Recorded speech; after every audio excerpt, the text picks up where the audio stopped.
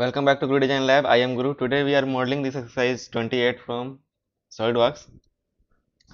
This circular phalange plate features 120 mm outer diameter and 20 mm in center hole and 18 small holes arranged in a star pattern across multiple pitch and circle diameters. We will start by extruding the main circular base and then we will sketch one set of holes and PCD lines and then we use circular patterns tool to generate the rest instantly. Let's open SolidWorks and get started. So first you need to close this exercise and then start from a sketch, then go to new part and select OK. Select a part and then a sketch, select circles, create 4 circles,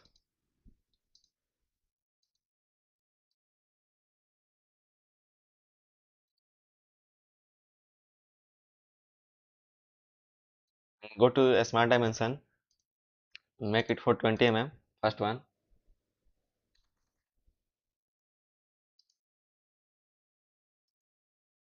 and then second is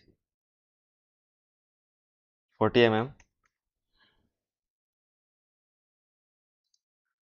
and then third is 70 mm, and then fourth is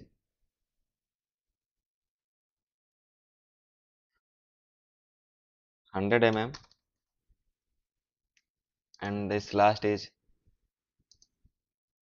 120 mm. So we need to convert these entities, the circles, into a for construction.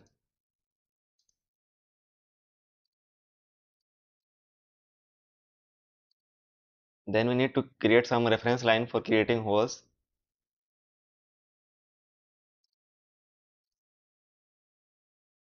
Construction and select this point, select OK.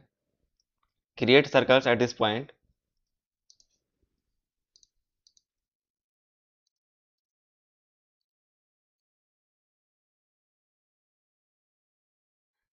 Go to smart dimension and make it for 10 mm.